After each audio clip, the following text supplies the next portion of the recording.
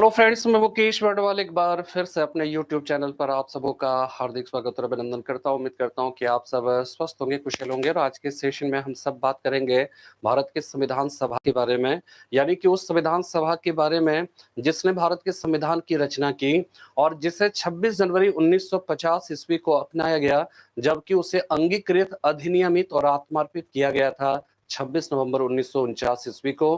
तो भारत के जो संविधान सभा के संदर्भ में हम यहाँ पर एक प्रकार से 10 प्रश्नों को लेकर उपस्थित हुए हैं और हम सब मिलकर उन 10 प्रश्नों के माध्यम से पूरे संविधान सभा से जुड़े हुए जो अत्यंत महत्वपूर्ण सवाल है उन सारे प्रश्नों को हम सब देखेंगे। फटाफट जुड़ते चले जाइए, ठीक है। और ज्यादा से ज्यादा लोगों तक सब्सक्राइब करिए, ज्यादा से ज्यादा लोगों तक पहुंचाइए, शेयर करिए, लाइक भी करिए और कमेंट्स जो है भर भर के करिए, ठीक है।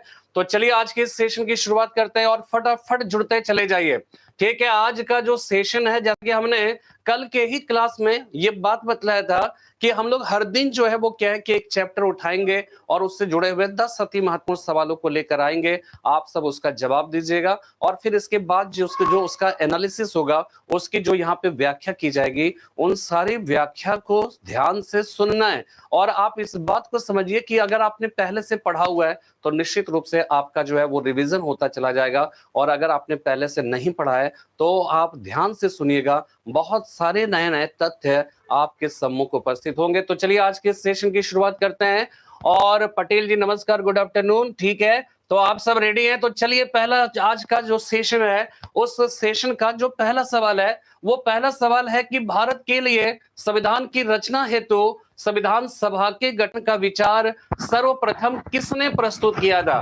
ठीक है, भारत के लिए संविधान की रचना हेतु संविधान सभा के गठन का विचार सर्वप्रथम किसने प्रस्तुत किया था? स्वराज्य पार्टी ने 1924 में, नेहरू रिपोर्ट ने 1928 ईस्वी में, सी हो गया साइमन आयोग ने 1931 में और कांग्रेस पार्टी ने 1936 में। आपको बताना इसका सही जवाब। शशिकला जी नमस्कार, दीपक कुमार पटेल, सबका आज के सेशन में हार्दिक स्वागत और अभिनंदन है, ठीक है। तो जल्दी से इसका जवाब दीजिए, ठीक है। पंकज कुमार जी नमस्कार। चलिए पहले सवाल का जवाब 1 का बी कह रहे हैं, ठीक है। पटेल जी ने सबसे पहले जवाब दिया 1 का बी। इसके पहले शशिकला ने ए और दीपक कुमार जी ने ए कहा है। तो यहां पे देखिए इसका सही जवाब जो है ना, स्वराज्य पार्टी ने 1924 ईस्वी में। आपको पता है जब हम स्वराज्य पार्टी की बात करते हैं तो स्वराज्य पार्टी के संदर्भ में आप जो कुछ महत्वपूर्ण जो बातें आपको जाननी है वो ये जाननी है कि स्वराज्य पार्टी का जो गठन है, ठीक है, एक बात समझिएगा कि स्वराज्य पार्टी का गठन जो है वो 1 जनवरी, ठीक है, 1 जनवरी 1923 ईस्वी को हुआ था, ठीक है। इसके पहले क्या था कि 12 फरवरी 1922 ईस्वी को असहयोग आंदोलन समाप्त हो चुका था, ठीक है। और आपको यह भी पता है कि इसके पहले 5 फरवरी 1922 ईस्वी को चौरी चौरा कांड हुआ था और उस चौरी चौरा कांड की वजह से गांधी जी ने असहयोग आंदोलन को वापस ले लिया। आपको यह पता होगा, कितने लोग जानते हैं, इस बात को बता सकते हैं कि गांधी जी ने कौन से प्रस्ताव के अंतर्गत असहयोग आंदोलन को वापस लिया? 5 फरवरी 1922 ईस्वी को चौरी चौरा कांड घटित हुआ और इसके बाद गांधी जी ने 12 फरवरी 1922 ईस्वी को असहयोग आंदोलन वापस ले लिया। कितने लोग जानते हैं, जल्दी से बताइए कि वो कौन सा ऐसा प्रोपोजल था जिसके अंतर्गत गांधी जी ने असहयोग आंदोलन को वापस लिया? जल्दी से बताइए। श्रुति प्रिया जी नमस्कार, पंकज पटेल, ठीक है, जल्दी से कौन बता सकता है इसका जवाब? ठीक है, मेरा जो सवाल है वो सवाल पटेल जी जल्दी से बताइए कि जो गांधी जी ने असहयोग आंदोलन को वापस लिया वो कौन सा ऐसा प्रस्ताव था जिसके अंतर्गत गांधी जी ने भाग लिया था? और कई बार ये सवाल पूछा जा चुका है कि असहयोग आंदोलन की जो वापसी है, देखिए पंकज जी आप जो बता रहे हो ना चौरी चौरा घटना, मैं तो कह ही रहा हूं कि चौरी चौरा घटना की वजह से, लेकिन एक प्रस्ताव पारित हुआ था और वो प्रस्ताव जिस जगह पर पारित हुआ था उसी जगह के नाम से, श्रुति प्रिया जी 1922 आप बता रही हैं, मुझे उससे मतलब ही नहीं है कि कब वापस लिया गया। मैं तो बता ही रहा हूं कि 5 फरवरी 1922 ईस्वी को चौरी चौरा कांड हुआ और 12 फरवरी 1922 ईस्वी को असहयोग आंदोलन वापस ले लिया गया। तो वो कौन सा प्रस्ताव है, प्रस्ताव के बारे में बताना है कि वो कौन सा प्रस्ताव था जिसके अंतर्गत गांधी जी ने असहयोग आंदोलन को वापस ले लिया। अगर आप में से किसी को भी पता है, ठीक है। पंकज कुमार, असहयोग आंदोलन, भाई मैं जो पूछ रहा हूं वो बताइए ना। उसमें से कितने लोग जानते हैं? हमें लगता है कि किसी को पता नहीं है। याद रखिएगा, वो जो प्रस्ताव था ना, वो प्रस्ताव है बारदोली प्रस्ताव। ये ध्यान रखना है कि बारदोली प्रस्ताव के अंतर्गत गांधी जी ने असहयोग आंदोलन, नॉन कोऑपरेशन मूवमेंट को 12 फरवरी 1922 ईस्वी को वापस ले लिया। देखिए, एक बात ये भी समझिएगा कि बारदोली प्रस्ताव और बारदोली आंदोलन अलग अलग चीज है। बारदोली आंदोलन 1928 ईस्वी में, बारदोली प्रस्ताव आएगा तो 12 फरवरी 1922 ईस्वी को। बारदोली में एक्चुअली क्या था, वहां पे गांधी जी उपस्थित है, वहां पे कार्यकारिणी की बैठक हो रही थी और कहा जाता है कि उसी समय उनको खबर मिली थी कि चौरी चौरा कांड घटित हो गया है। आपको यह भी बताना है, ये भी सवाल एक बार यूपी पीसीएस में पूछा गया कि महात्मा गांधी को बारदोली में किसने इस बात की खबर दी थी कि चौरी चौरा कांड घटित हो गया है, चौरी चौरा कांड घटित हुआ है। इस बात की खबर महात्मा गांधी को बारदोली में किसने दिया था?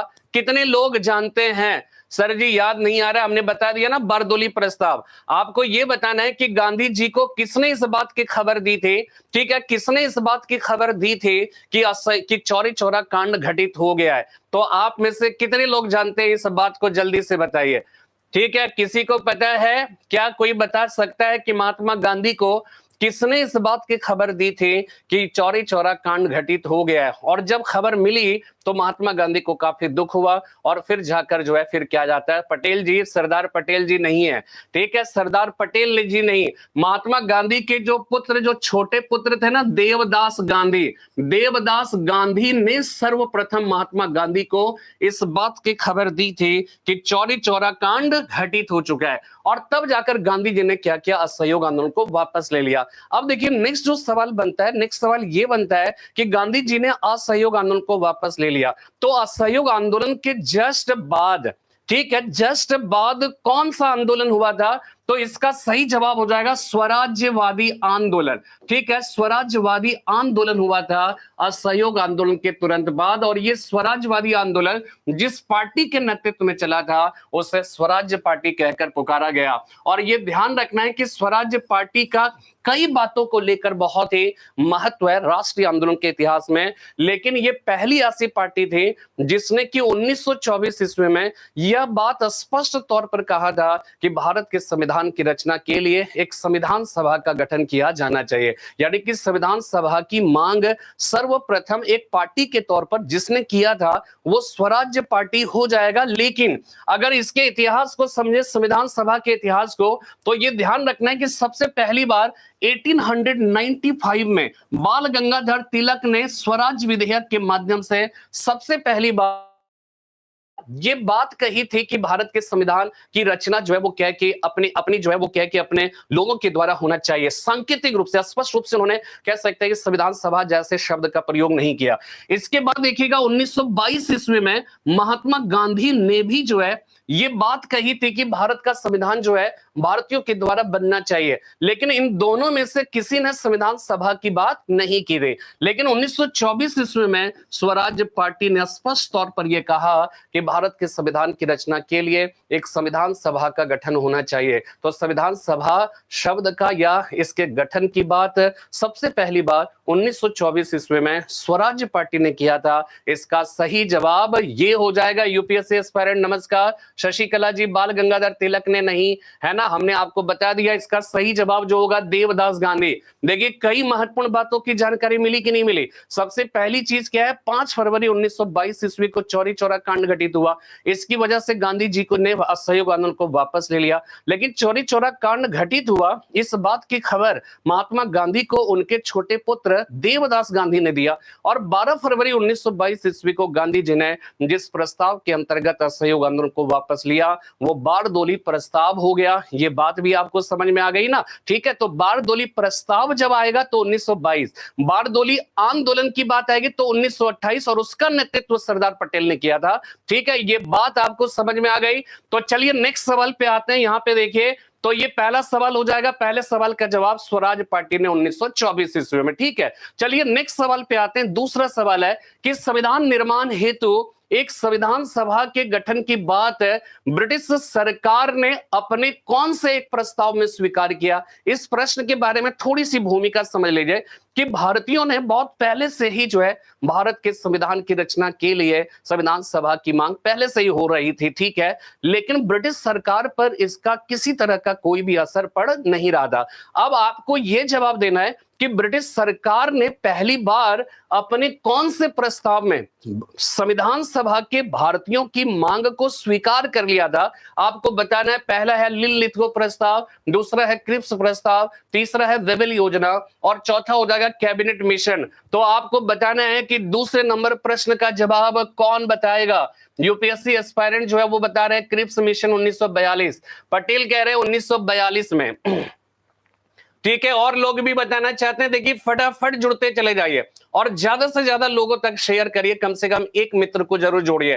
पंकज कुमार जी ए कह रहे हैं लिन-लिथगो प्रस्ताव और यहाँ पे रश्मि सिंह जी भी कह रही है ए। तो ये ध्यान रखना है कि लिन-लिथगो जो प्रस्ताव है ना, ये बहुत ही एकदम कह सकते हैं कि एग्जैक्टली सही जवाब है और ये 8 अगस्त 1940 ईस्वी को कहा जाता है कि ये कब आया था।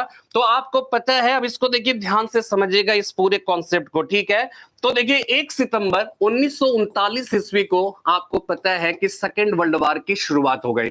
3 सितंबर 1939 ईस्वी को वायसराय लिन-लिथगो ने क्या किया, भारत को भी भारतीयों से सलाह मशविरा किए बगैर इस युद्ध में भारत को शामिल कर लिया, ठीक है। इसी बात से नाराज होकर 22 अक्टूबर 1939 ईस्वी को क्या हुआ, ठीक है, 22 अक्टूबर 1939 ईस्वी को कांग्रेसी मंत्रिमंडल ने ब्रिटिश भारत के 8 प्रांतों से अपना त्याग पत्र दे दिया। इसी के उपलक्ष्य में 22 दिसंबर 1939 ईस्वी को मुस्लिम लीग ने कौन सा दिवस मनाया था? मुक्ति दिवस। तो जब कांग्रेसी मंत्रिमंडल ने इस्तीफा दे दिया, सेकेंड वर्ल्ड वॉर चल भी रहा था, भारत को उन्होंने इन्वॉल्व भी कर रखा था, तो जब कांग्रेसी मंत्रिमंडल ने इस्तीफा दिया तो ब्रिटिश सरकार को इस बात का एक कह सकते हैं खौफ पैदा हुआ, इस बात का डर पैदा हुआ या शंका होने लगा कि कहीं ऐसा ना हो कि रुष्ट जो कांग्रेसी है वो भारत में इन विश्व युद्ध की परिस्थिति में ब्रिटिश शासन के खिलाफ कोई युद्ध प्रारंभ ना कर दे। इसलिए भारतीयों के मान मनोबल हेतु जो है 8 अगस्त 1940 ईस्वी को, ठीक है, 8 अगस्त 1940 ईस्वी को वायसराय लिन-लिथगो ने एक प्रस्ताव पारित किया जिसमें उन्होंने ये कहा कि भारत के संविधान की रचना हेतु एक संविधान सभा का गठन किया जाएगा, ठीक है, संविधान सभा का गठन किया जाएगा। यहां पे सिर्फ और सिर्फ केवल और केवल संविधान सभा की बात की गई। संविधान सभा के सदस्यों का चुनाव कैसे होगा इसके बारे में कोई बात नहीं की गई। उन्होंने ये कहा कि भारत के संविधान की रचना हेतु एक संविधान सभा का गठन किया जाएगा और इस प्रकार ब्रिटिश सरकार ने पहली बार लिन-लिथगो प्रस्ताव में, जिसे अगस्त प्रस्ताव भी कहा जाता है क्योंकि 8 अगस्त 1940 ईस्वी को पारित हुआ था, इसीलिए इसे अगस्त प्रस्ताव कहा जाता है। वायसराय लिन-लिथगो ने इसकी घोषणा की थी, इसीलिए लिन-लिथगो प्रस्ताव कहा जाता है और इसी प्रस्ताव में ब्रिटिश सरकार ने पहली बार संविधान सभा के बात को स्वीकार कर लिया था। लेकिन इसमें से कुछ बच्चों ने क्या है, क्रिप्स मिशन दिया। क्रिप्स मिशन का जो प्रस्ताव है उससे भी एक सवाल संविधान सभा से पूछा जाता है, ठीक है। संविधान सभा से जब यह सवाल पूछा जाए कि एक निर्वाचित संविधान सभा, ठीक है, एक निर्वाचित संविधान सभा के गठन की बात पहली बार किसने किया था, तब इसका सही जवाब 1942 का क्रिप्स प्रस्ताव हो जाएगा। इस बात को ध्यान रखिएगा। अगर केवल और केवल यह पूछा जाएगा कि संविधान सभा की बात को ब्रिटिश सरकार ने अपने कौन से प्रस्ताव में सर्वप्रथम स्वीकार कर लिया, तो लिन-लिथगो प्रस्ताव। लेकिन एक निर्वाचित संविधान सभा की बात को सबसे पहली बार क्रिप्स मिशन के प्रस्ताव में स्वीकार किया गया था। लेकिन ये दोनों के दोनों जो प्रस्ताव थे ना, वो भारतीयों ने ठुकरा दिया। भारतीयों ने इसको मानने से इनकार कर दिया। आपको पता है कि क्रिप्स मिशन को महात्मा गांधी ने post dated cheque on crashing bank, यानी कि दिवालिया होने वाले बैंक पर एक उत्तर दिनांकित हुंडी कहकर पुकारा था। ये आपको पता है। तो चूंकि कांग्रेस ने या भारतीयों ने इसको मानने से इनकार कर दिया, इसलिए इसकी कोई बात जो है, लेकिन तब भी जो है आपको तो ये सवाल तो बनता ही बनता है कि भाई भले ही वो सक्सेसफुल नहीं रहा, भले ही उस प्रस्ताव को जो है मानने से इनकार कर दिया, लेकिन ब्रिटिश सरकार ने पहली बार संविधान सभा की जो मांग है भारतीयों की, वो अपने लिनलिथगो प्रस्ताव के अंतर्गत स्वीकार किया, और एक निर्वाचित संविधान सभा की जहां तक बात है उसको स्वीकार 1942 के क्रिप्स मिशन के प्रस्ताव में किया गया। लेकिन अब तीसरे तरह का सवाल आएगा कि जिस संविधान सभा ने भारत के संविधान की रचना की थी, उसका गठन कौन से प्रस्ताव के अंतर्गत हुआ? तब उसका सही जवाब हो जाएगा कैबिनेट प्रस्ताव। कैबिनेट मिशन के प्रस्तावानुसार उस संविधान सभा का गठन हुआ जिस संविधान सभा ने भारत के संविधान की रचना की थी। ठीक है, ये बात पूरी तरह से क्लियर हो गया कि नहीं हो गया? UPSC aspirant crystal clear sir ji, है ना? तो बात समझ में आ गई। तो यहां पे आप समझिए कि जो जवाब है वो क्या हो जाएगा, इसका सही जवाब हो जाएगा लिनलिथगो प्रस्ताव। तो लिनलिथगो प्रस्ताव अगर पूछा जाएगा, ठीक है, लिनलिथगो प्रस्ताव पूछा जाएगा, सबसे पहली बार संविधान सभा, सबसे पहली बार निर्वाचित संविधान सभा, वेबल योजना में भी कही गई बात, लेकिन कैबिनेट मिशन का जो प्रस्ताव था इसी के अनुसार संविधान सभा का गठन हुआ जिसने भारत के संविधान की रचना की थी। ठीक है, चलिए तीसरा नंबर सवाल पे आते हैं। तीसरा नंबर सवाल है, ठीक है, इसको ध्यान से समझिए। तीसरा नंबर सवाल है कि संविधान सभा के सदस्य किस व्यवस्था द्वारा स्थापित प्रांतीय विधान सभाओं के सदस्यों द्वारा अप्रत्यक्ष विधि से चुने गए थे? तीसरे नंबर सवाल का जवाब सोच समझ के दीजिएगा। ठीक है, इसमें बड़ा कंफ्यूजन होता है, इसलिए आपको सोच समझ के जवाब देना है, और आप देखिएगा कंफ्यूजन अभी आपके आंसर से ही पता चल जाएगा। तीसरा नंबर सवाल है, संविधान सभा के सदस्य कौन सी व्यवस्था द्वारा स्थापित प्रांतीय विधान सभाओं के सदस्यों द्वारा अप्रत्यक्ष विधि से चुने गए? कैबिनेट मिशन 1946, चार्टर एक्ट 1833, वेबल योजना 1945, भारत सरकार अधिनियम 1935। सही जवाब किसका है? पंकज कुमार जी कह रहे हैं डी, लेकिन यूपीएससी एस्पायरेंट जो है थर्ड का ए कह रहे हैं। ठीक है, थर्ड का ए कह रहे हैं, रश्मि सिंह जी डी कह रही हैं। ठीक है, भारत सरकार अधिनियम 1935। ठीक है, फटाफट सब आगे बढ़ते जाइए। ठीक है, श्रुति प्रिया जी भी थर्ड का डी कह रही हैं, और ये बिल्कुल सही जवाब है। देखिए यहां पर दो तरह की बातें समझिएगा, कंफ्यूजन इसमें होता है और कंफ्यूजन किसमें होता है? 1935 के अंतर्गत। ठीक है ना?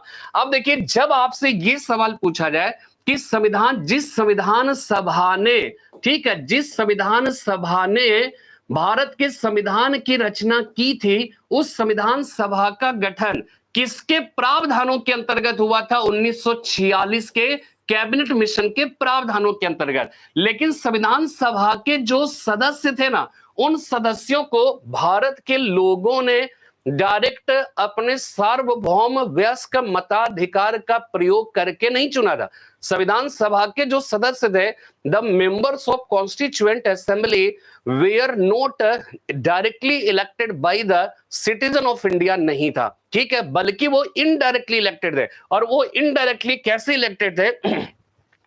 तो वास्तव में उस समय भारत की जो प्रांतीय विधानसभा थी, उस प्रांतीय विधानसभा के लिए, ठीक है, यहां पे ध्यान रखना, उस प्रांतीय विधानसभा के लिए 1935 के भारत सरकार अधिनियम के अंतर्गत फरवरी 1946 ईस्वी में चुनाव हुआ था। ठीक है, प्रांतीय विधानसभा के लिए 1935 के भारत सरकार अधिनियम के अंतर्गत फरवरी 1946 ईस्वी में चुनाव हुआ था।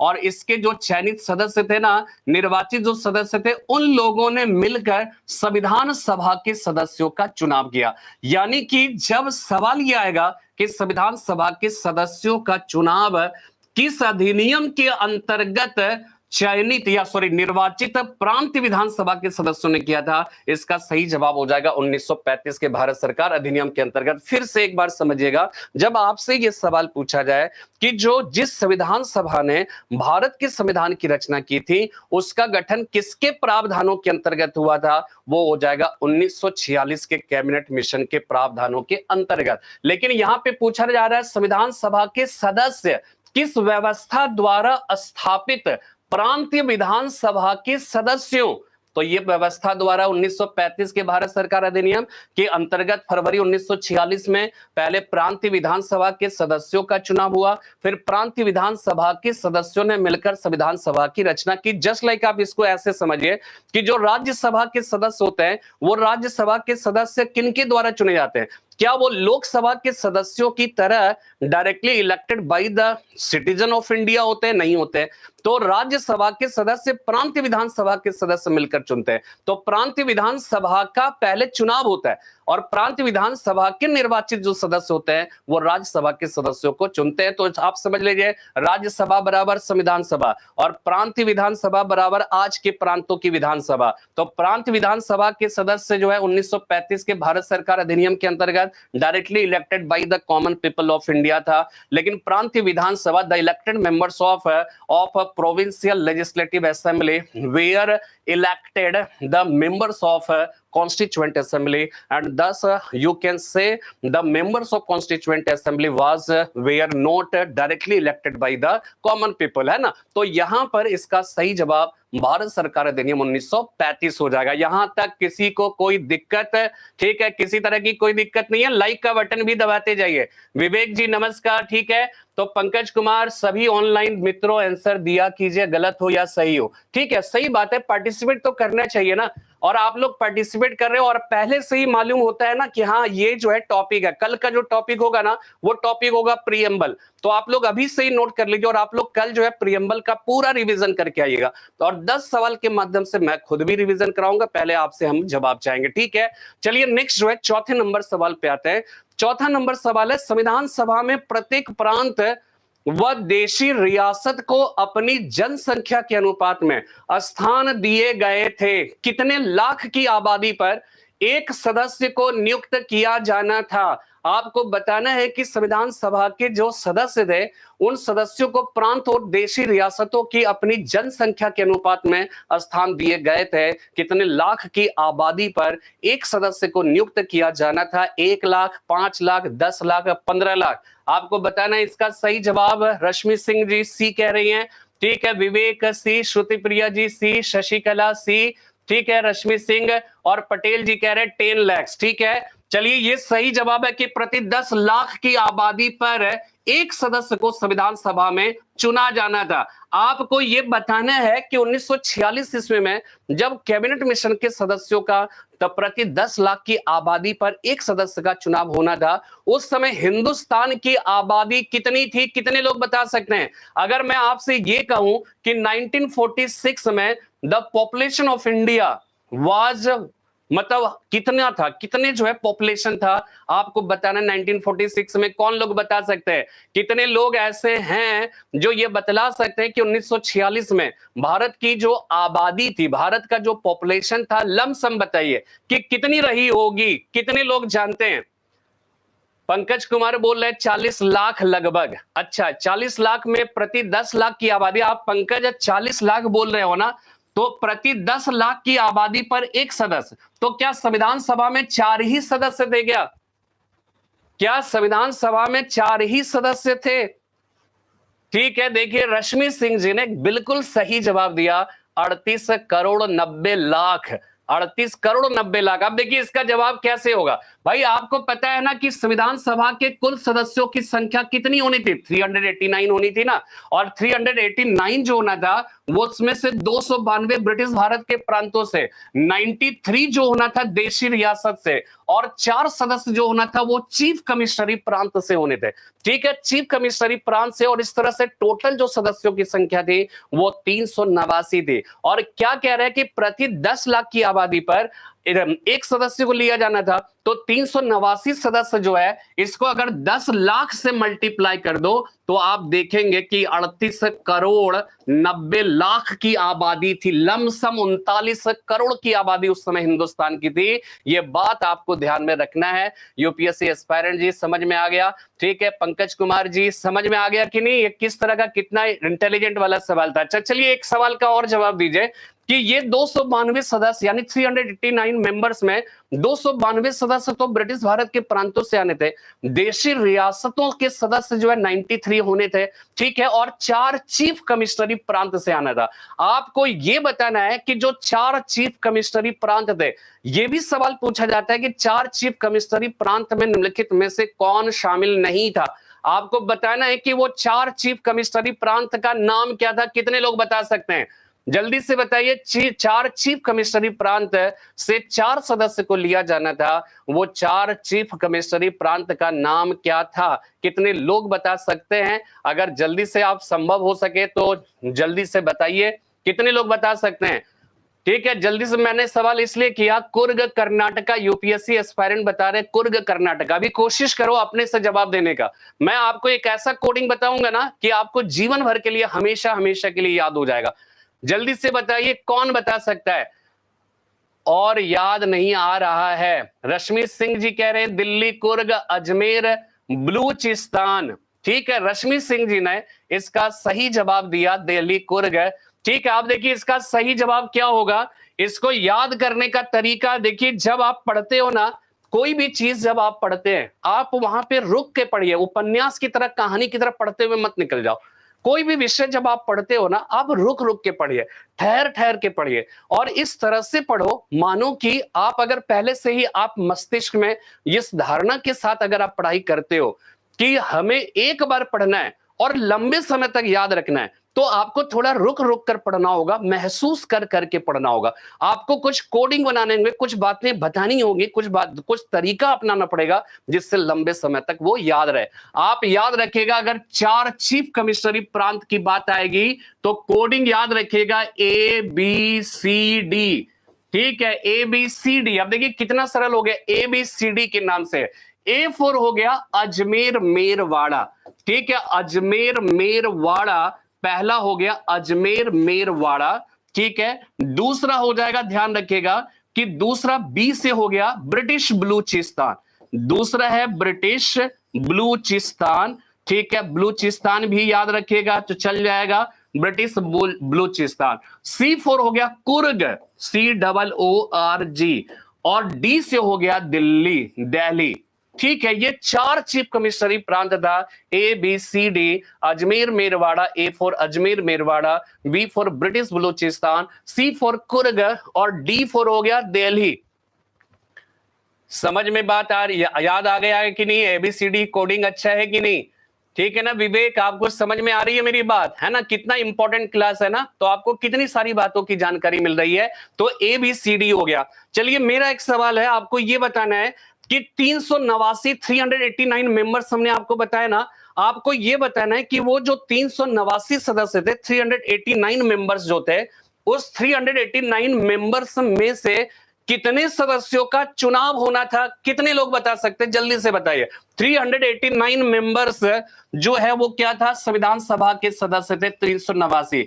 इसमें से कितने सदस्यों का चुनाव होना था? कितने लोग बता सकते हैं? जल्दी से बताइए, कितने सदस्यों का चुनाव होना था? पंकज कुमार जी बोल रहे हैं 289, यूपीएससी एस्पायरेंट बोल रहे हैं 296। और कौन बता सकता है? ठीक है, जल्दी से बताइए। 296। पंकज आप 289 बता रहे हो, चलिए जल्दी से बताइए। और कोई बताना चाहेगा? ठीक है, रश्मि सिंह जी बता रही है 296। और ध्यान ये रखिएगा, बिल्कुल सही जवाब है 296 होगा।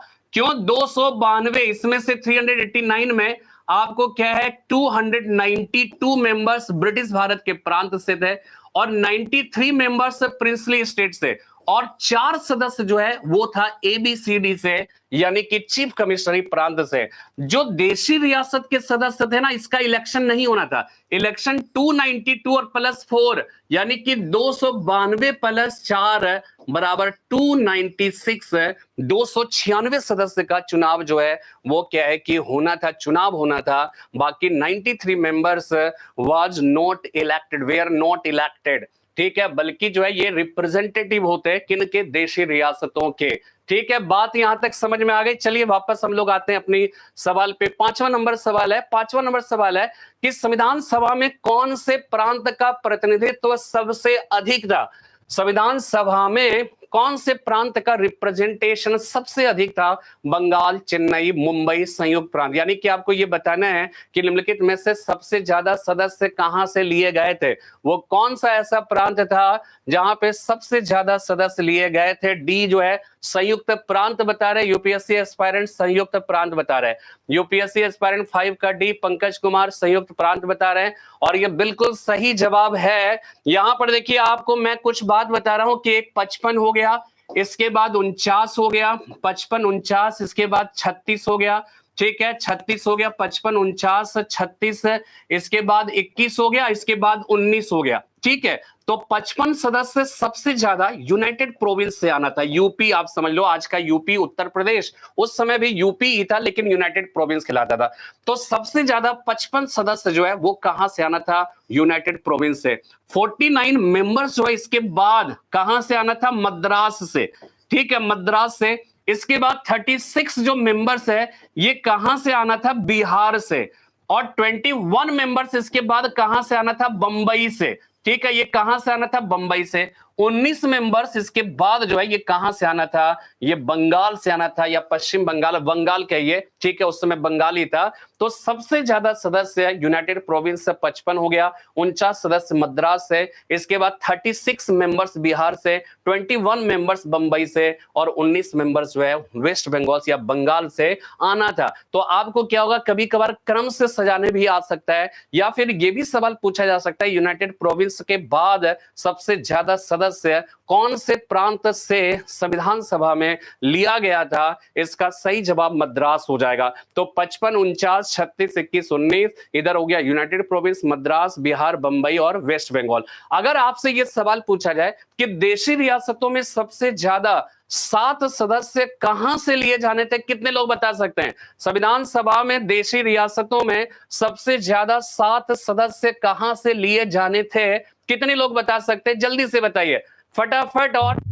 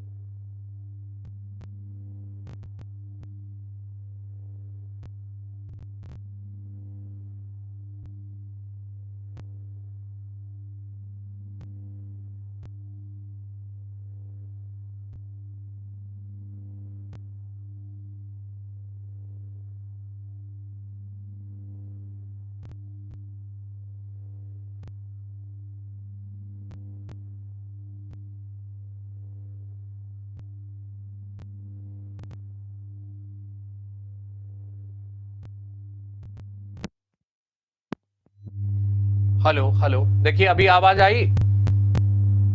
हेलो हेलो हेलो हेलो,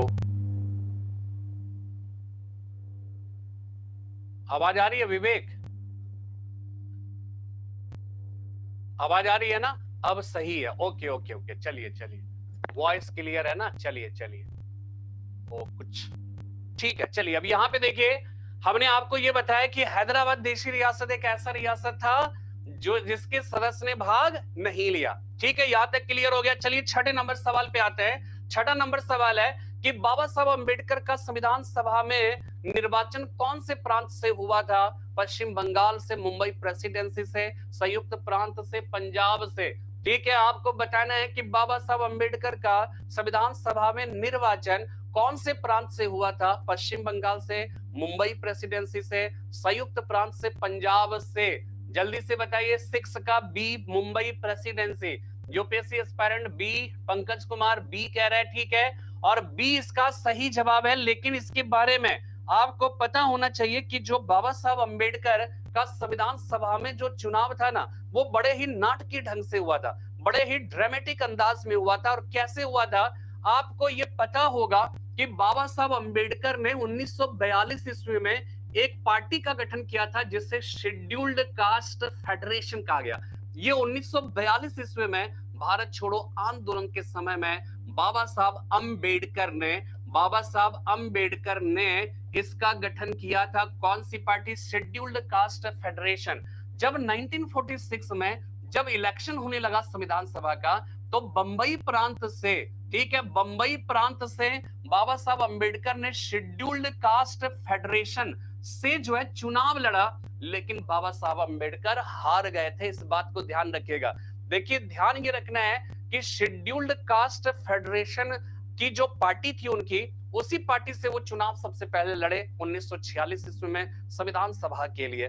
लेकिन क्या होता है कि वो हार जाते हैं। जब हार गए तो ऐसे ही चल रहे थे भाई, ऐसे ही। लेकिन क्या हुआ कि उस समय एक और प्रसिद्ध दलित नेता थे जिनका नाम था जोगेंद्र नाथ मंडल। जोगेंद्र नाथ मंडल ने देखा कि बाबा साहब अंबेडकर जैसे जो है महान शख्सियत, विद्वान व्यक्ति जो है वो चुनाव लड़े और संविधान सभा के सदस्य नहीं बन पाए, तो उन्होंने क्या किया, बाबा साहब अंबेडकर, अच्छा उस समय देखिएगा कि जोगेंद्र नाथ मंडल जो है वो मुस्लिम लीग के सदस्य हो गए। क्योंकि मुस्लिम लीग का जैसे आज भी जो है आप देखिएगा ओवैसी वगैरह सब जो है वो क्या करते हैं, वो जो है वो बार बार ये कहते हैं कि भारत में जो दलित है और मुस्लिम्स है उन दोनों की स्थिति खराब है, और वो दलित और मुसलमान दोनों के हितों की बात करते हैं। इसी तरह से रावण जो चंद्रशेखर जी हैं, चंद्रशेखर जी भी जो है वो दलित की और किसकी बात ज्यादा करते हैं, मुस्लिम्स की बात करते हैं, और कहते हैं कि ये दोनों जो है वो क्या है कि वो पीड़ित हैं। ठीक है, तो ये शुरू से ही ऐसा रहा कि मुस्लिम लीग जब उन्होंने मुस्लिम राजनीति करना प्रारंभ किया तो उन्होंने दलितों को भी जो है मोटिवेट किया,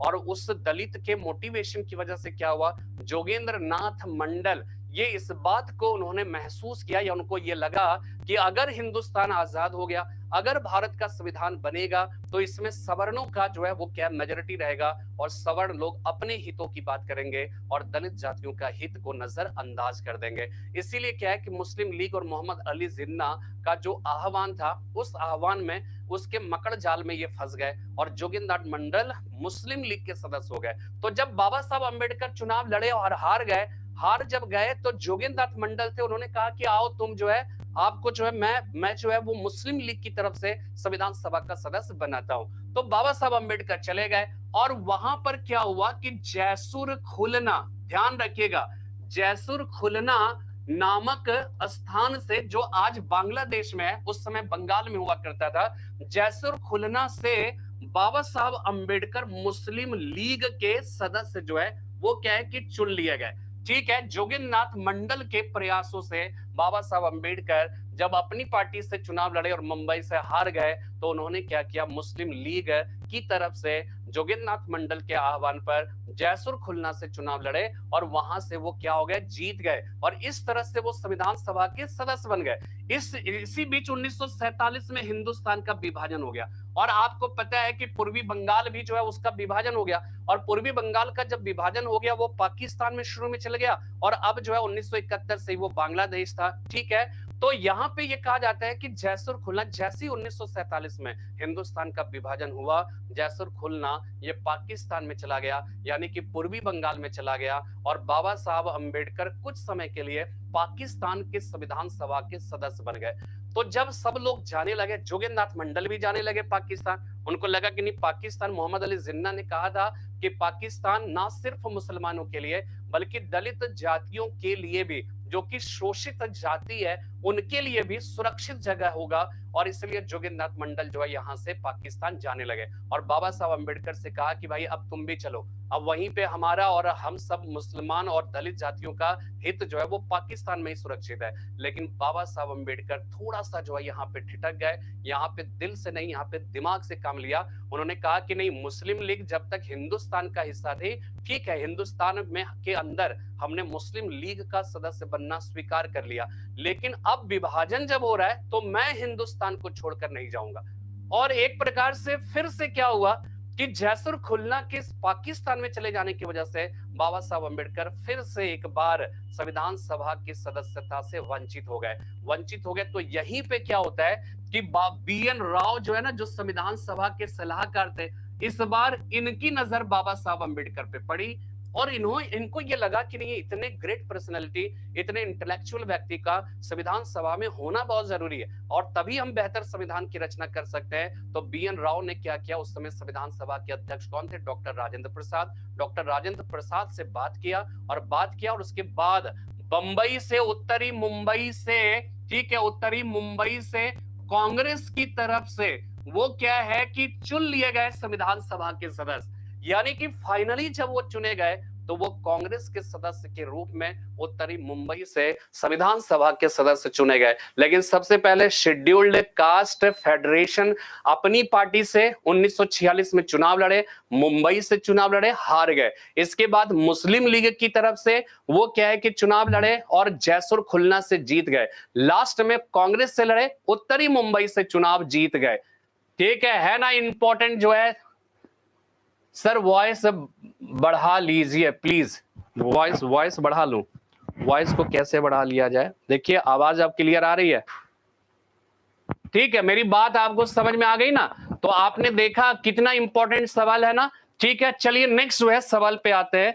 अब नेक्स्ट सवाल पे आते हैं, बाबा साहब अम्बेडकर का क्या हो जाएगा, मुंबई प्रेसिडेंसी। ठीक है, 7वां नंबर सवाल है कि संविधान सभा में विभिन्न प्रांतों के लिए निर्धारित 292 सदस्यों में, ठीक है, 292 मेंबर्स में, संविधान सभा में विभिन्न प्रांतों के लिए निर्धारित 292 सदस्यों में से कांग्रेस के कितने प्रतिनिधि निर्वाचित होकर आए थे? 73, 192, 203, 208। 7 नंबर सवाल का जवाब जल्दी से, यूपीएससी एस्पायरेंट 208, ठीक है, यूपीएससी एस्पायरेंट कांग्रेस 208 है, ठीक है, 208 कह रहे हैं, जल्दी से जवाब दीजिए।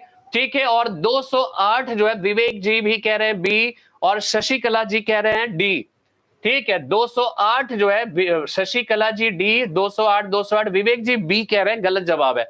208 सब जो कह रहे हैं 208 सही जवाब है। देखिए ध्यान रखना है, ये कांग्रेस का, आप सोचो 292 में 208 और मुस्लिम लीग को 73 मिला था। और कांग्रेस की इसी प्रचंड जीत को देखते हुए किसने कहा था, ग्रेनविले ऑस्टिन ने कहा था कि कांग्रेस की संविधान सभा कांग्रेस थी और Congress India, the constituent assembly was Congress and Congress was India, ये ग्रेनविले ऑस्टिन ने कहा था। ठीक है, किसके बारे में, कांग्रेस की इसी प्रचंड जीत को देखते हुए ग्रेनविले ऑस्टिन, ये ध्यान रखिएगा, ये अमेरिकी प्रसिद्ध जो है संविधानविद थे। भारतीय संविधान का जिस एक विदेशी विद्वान ने सबसे जो है महत्व शोध किया था, रिसर्च किया था, वो ग्रेनविले ऑस्टिन थे, अमेरिकी जो है कह सकते हैं संविधानविद थे। और इन्होंने भारत के संविधान पर इतनी महती से जो है सेवा की थी, या कह सकते हैं रिसर्च किया था, कि इनको जो है भारत के पद्मश्री सम्मान से सम्मानित भी किया गया था। ये बात आपको पता होनी चाहिए, ठीक है ना। तो चलिए 8वें नंबर सवाल पे आते हैं। 8वां नंबर सवाल है, संविधान सभा के सचिव निम्नलिखित में से कौन थे? सच्चिदानंद Sinha, KM Munshi, BI Iyengar, T Krishnamachari.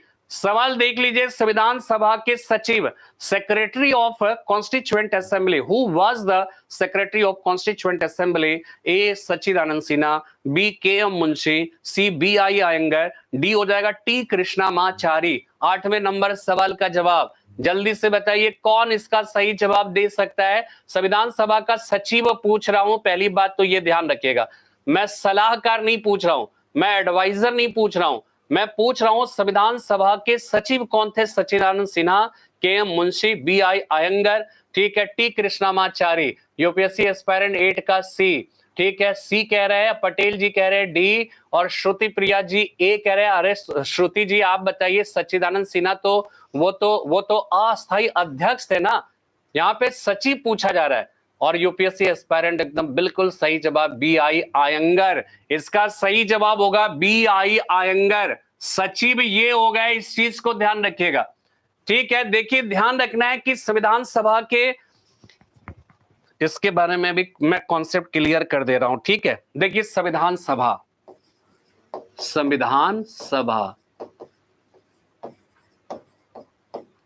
सबसे पहले अध्यक्ष कौन हो गया? अध्यक्ष। तो अध्यक्ष में कौन कौन हो जाएंगे? सच्चिदानंद सिन्हा और डॉक्टर राजेंद्र प्रसाद। सच्चिदानंद सिन्हा अस्थाई, अस्थाई डॉक्टर राजेंद्र प्रसाद। क्लियर हो गया?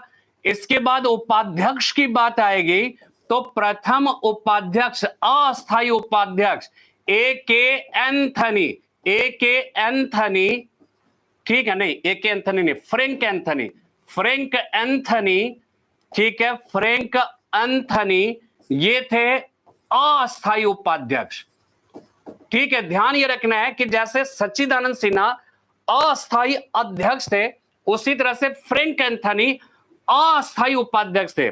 जिस तरह से डॉक्टर राजेंद्र प्रसाद अस्थाई अध्यक्ष थे, उसी तरह से अस्थाई उपाध्यक्ष की बात आएगी ना, तो याद रखिएगा H C Mukherjee, H C Mukherjee ये अस्थाई उपाध्यक्छ हो जाएंगे। बाद में जाकर, सॉरी, अस्थाई उपाध्यक्ष हो जाएंगे, लेकिन बाद में जाकर एच सी मुखर्जी के स्थान पर टीटी कृष्णामाचारी, टीटी कृष्णामाचारी को इसका अस्थाई उपाध्यक्ष बनाया गया। एक बार फिर से, अस्थाई अध्यक्ष हो गए सच्चिदानंद सिन्हा, अस्थाई अध्यक्ष कौन हो जाएंगे? डॉक्टर राजेंद्र प्रसाद, अस्थाई उपाध्यक्ष फ्रैंक एंथनी, अस्थाई उपाध्यक्ष एस सी मुखर्जी पहले, लेकिन बाद में टीटी कृष्णामाचारी।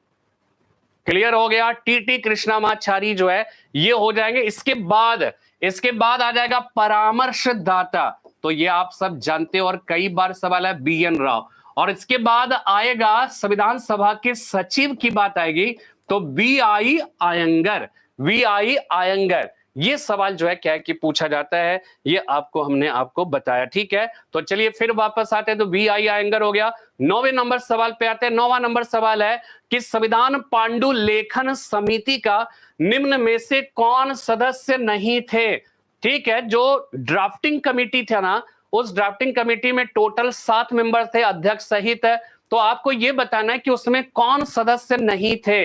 ए मोहम्मद सादुतुल्ला, ठीक है, सादुतुल्ला, के एम मुंशी, ए के अय्यर और जवाहरलाल नेहरू।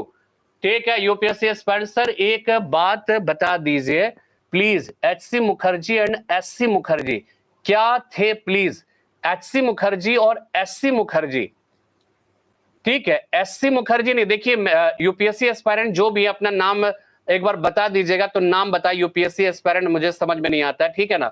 तो सबसे पहले देखिए एच सी मुखर्जी और एस सी मुखर्जी नहीं है, एच सी मुखर्जी और एस एन मुखर्जी। ठीक है, बहुत अच्छा सवाल आपने पूछा है।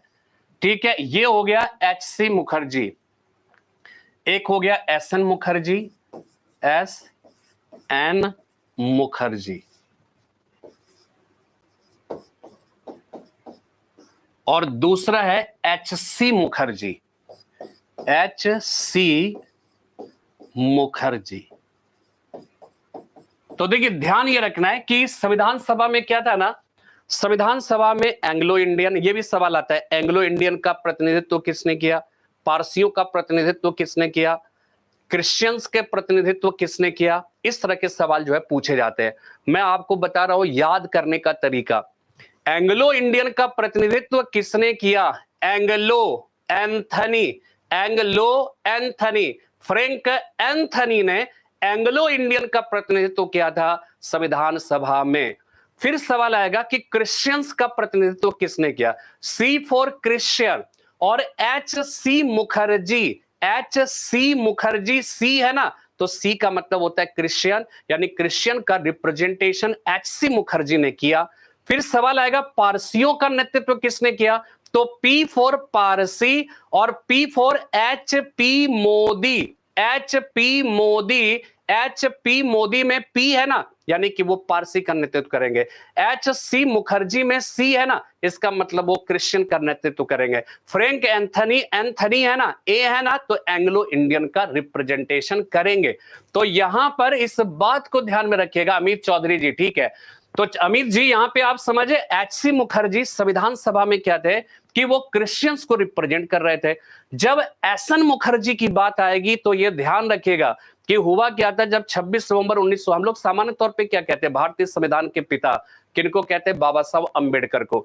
लेकिन कभी आपने ये जानने की कोशिश की क्या बाबा साहब अंबेडकर खुद को संविधान सभा का पिता कहते थे क्या?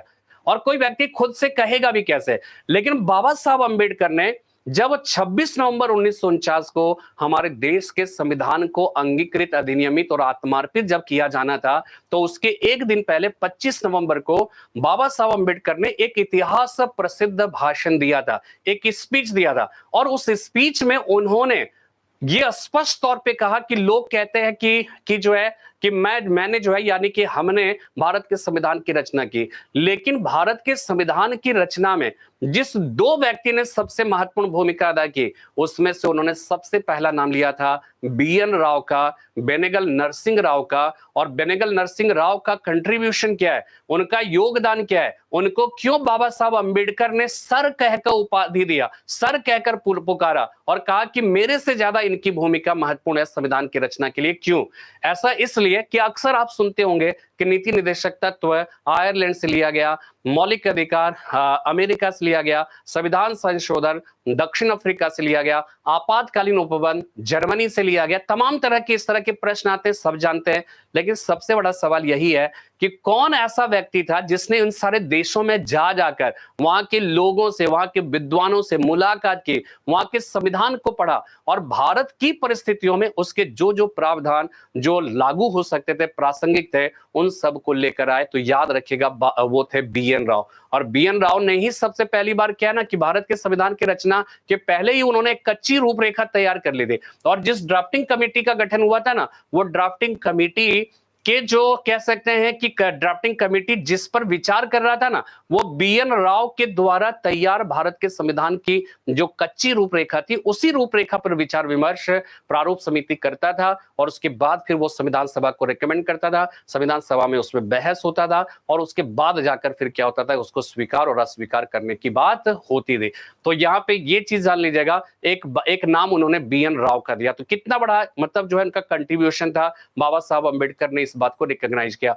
दूसरी बात, दूसरी पर्सनालिटी का उन्होंने नाम लिया था एहसन मुखर्जी। एहसन मुखर्जी कौन थे? अब क्या हुआ कि संविधान सभा में डिसीजन लिया जाता था कि नहीं ये सही है, ये सही है, ये प्रावधान बनना है। तो वो प्रावधान को वो कौन सा व्यक्ति था जो कि कह सकते हैं कि सरल शब्दावली में उन सारे प्रावधानों को संविधान सभा में लिख रहा था? याद रखिएगा, एहसन मुखर्जी। लिखने का मतलब, मेरी बात समझिएगा, लिखने का दो तरह का होता है। जैसे कि मैंने ये सारी बातें लिख दी, फिर आप अपनी हैंडराइटिंग में इसको और अच्छे से सजाकर अच्छी हैंडराइटिंग के साथ आपने प्रेजेंट कर दिया। अच्छी हैंडराइटिंग के साथ हिंदी इंग्लिश में जिसने लिखा वो आपको पता है वो अलग जवाब है। यहाँ पे सवाल ये उठता है कि जो बातें हम कह रहे हैं, या अगर आप ये समझ लो कि अभी हम लोग डिस्कस कर रहे हैं कि भारत के संविधान में ये होना चाहिए, ये होना चाहिए, ये होना चाहिए, तो सबसे बड़ी बात है कि हमने कह तो दिया, लेकिन इसको कानून की शब्दावली में एक अलग तरह से लिखा जाएगा ना, ठीक है? तो उसको जो है लिखा किसने? याद रखिएगा, एहसन मुखर्जी ने। एहसन मुखर्जी ने बहुत सरल शब्दावली में उन्होंने जो है क्या किया कि उन्होंने इसे लिखा था। तो एहसन मुखर्जी और एचसी मुखर्जी में यही अंतर है। एचसी मुखर्जी ये संविधान सभा के अस्थायी उपाध्यक्ष थे, बाद में इनका स्थान जो है टीटी कृष्णमाचारी ने ले लिया, लेकिन साथ में ये संविधान सभा का क्रिश्चियन का प्रतिनिधित्व भी करते थे। और एहसन मुखर्जी जो हो गए वो कौन थे? ये संविधान सभा के कह सकते हैं कि संविधान सभा के द्वारा जो भी प्रावधान रिकमेंड किया जाता था उसको सरल शब्दावली में, कानून की सरल शब्दावली में इनको लिखने, यानी कि इनको ड्राफ्टिंग का बहुत ही जबरदस्त आइडिया था, बहुत बड़ा कॉन्सेप्ट था और उन्होंने लिखा। बाद में जाकर जो है बसंत कृष्ण राम ब्योहर मनोहर सिन्हा, राम ब्योहर मनोहर सिन्हा कौन से थे जिन्होंने इंग्लिश में लिखा? आपको पता है ना, संविधान सभा को हाथ से लिखा गया था। इंग्लिश में जिन्होंने अपने हाथ से लिखा वो कौन थे? बसंत कृष्ण वैद्य। हिंदी में लिखा। और इंग्लिश में किसने लिखा, किसी को पता है? जैसा बता सकते हैं? UPSC, very nice explanation sir. ठीक है, अमित जी आप बताओ कि आपको ये पता है इंग्लिश में किसने लिखा था अपनी हाथ से? यहाँ पे रश्मि जी आप बताइए, श्रुति आप बताइए कि इंग्लिश में, मुझे याद नहीं आ रहा है, एक ब्योहर राम मनोहर सिन्हा, ब्योहर राम मनोहर सिन्हा ने प्रस्तावना का, नहीं, हाँ, ब्योहर राम मनोहर सिन्हा जी शायद थे, ठीक है, याद है, हाँ, प्रेम बिहारी, हाँ, सही जवाब है। इंग्लिश को जो है ना, इंग्लिश भाषा में जो अपनी हैंडराइटिंग में लिखा ना, वो प्रेम बिहारी राय जादा थे, प्रेम बिहारी राय जादा, बिल्कुल एकदम सही जवाब है। और हिंदी में किसने लिखा, तो बसंत कृष्ण वैद्य ने, बसंत कृष्ण वैद्य, ये बहुत ही इंपॉर्टेंट फैक्ट है। तो एसएन मुखर्जी ने क्या किया कि इन्होंने एक तरह से कानून की शब्दावली में जो बातें डिस्कस की गई उसको उन्होंने पिरोया और इसको हैंडराइटिंग में, अपनी हैंडराइटिंग में इंग्लिश में प्रेम बिहारी राय जादा ने लिखा और बसंत कृष्ण वैद्य ने हिंदी में लिखा था। क्लियर हो गई बात, ठीक है। तो ये आपको ध्यान में रखना है। पंकज जी, रश्मि जी भी ने की भी कहा यूपीएससी, ठीक है ना, आपको मेरी बात समझ में आ गई। चलिए अब 10वें नंबर सवाल पे जाते हैं। तो जवाहरलाल नेहरू इसके सदस्य नहीं थे और इसका एक कोडिंग भी बताया था कि जो प्रारूप समिति के 7 सदस्य थे ना, वो 7 सदस्य की अगर हम बात करें तो उसका कोडिंग है बीजी दास के बल, बीजी दास के बल, BL, बीजी दास, बाबा साहब Ambedkar, Gopal Swami Iyengar, DP Khotan, A4 हो गया, A आयंगर, अनंत सैनम आयंगर, इसके बाद सादुतुल्ला खां, KM मुंशी, BL मित्तर। लेकिन जब DP खोतान की बात आती है, बाद में जाके TT कृष्णामाचारी इनकी जगह पे आ गए, और जब BL मित्तर की बात आती है इनके जगह पे बाद में N माधव राव आ गए। लेकिन ये 7 सदस्य और कहीं पर भी जवाहरलाल नेहरू नहीं है। तो बीजी दास के बल, बाबा साहब अंबेडकर, गोपाल स्वामी आयंगर, DP खोतान, अनंत स्वामी आयंगर, सादुतुल्ला खां, KM मुंशी और BL मित्तर। BL मित्तर की जगह पे N माधव राव और DP खोतान की जगह पे TT कृष्णामाचारी। ठीक है, चलिए नेक्स्ट जो है, नेक्स्ट एंड लास्ट सवाल है, ठीक है, 10वां नंबर सवाल है। 10वां नंबर सवाल है, भारत के संविधान के निर्माण में, अब देखिए वही सवाल आ गया जो अभी अभी हमने एक्सप्लेन किया, भारत के संविधान के निर्माण में संविधान सभा की मदद करने वाले 2 लोक सेवक निम्नलिखित में से कौन से हैं? BN राव, एसएन मुखर्जी तथा अल्लादी कृष्णामा स्वामी अय्यर, KM मुंशी तथा अल्लादी कृष्णामा स्वामी अय्यर, BN राव तथा KM मुंशी। अभी अभी हमने बताया इसका सही जवाब जो है A है, ठीक है, BN राव तथा एसएन मुखर्जी। ठीक है, और इस तरह से आज के सेशन में हमने संविधान सभा से संबंधित 10 अति महत्वपूर्ण सवालों के बारे में जिक्र किया। उम्मीद करता हूं कि आप सब इससे जरूर जो है प्रभावित और लाभान्वित हुए होंगे। प्रभावित होना अलग चीज है, लाभान्वित, हमारा जो पर्पस है वो पर्पस प्रभावित करने से ज्यादा आपको लाभान्वित कराना है। ठीक है, आपको नई नई जानकारी देना, जो जानते हैं अच्छी बात है, उसका रिवीजन हो जाता है, जो नहीं जानते तो आपको उसकी जानकारी मिल जाती है। इसी उम्मीद के साथ आज मैं विदा लेता हूं और कल फिर से एक टॉपिक होगा, ये ध्यान रखिएगा। कल की जो टॉपिक है ना वो प्रस्तावना है। 10 क्वेश्चन प्रस्तावना में मैं आपसे पूछूंगा और आप उसका जवाब दीजिएगा और 10 प्रश्न में पूरी प्रस्तावना को आप बेहतर तरीके से समझ सकते हैं। तो फिलहाल इतना ही। हामिद चौधरी जी सर, आप बीपीएससी की क्लास लीजिए प्लीज। देखिए आप सब क्या करते हो ना, कैटेगराइज कर देते हैं कि ये IAS है, ये PCS है, ये बिहार का होगा, ये उत्तर प्रदेश का होगा, ये SSC का होगा, ये इसका होगा, उसका। आपको पता होना चाहिए, बहुत कॉमन सा फंडा याद रखिएगा, संविधान है तो संविधान तो सब जगह अगर आएगा तो ऐसा थोड़ी है कि बीपीएससी में अलग तरह का संविधान हो जाएगा। वहां पे बाबा साहब अंबेडकर जो है प्रारूप समिति का अध्यक्ष ना होकर वहां पे BN राव हो जाएंगे, ऐसा तो नहीं है ना। आप इसको ये मान के चलिए कि ये सभी कॉम्पिटिटिव एग्जाम के लिए एक प्रकार से प्रिपरेशन हो रहा है। बीपीएससी के लिए अलग से क्या जरूरी है?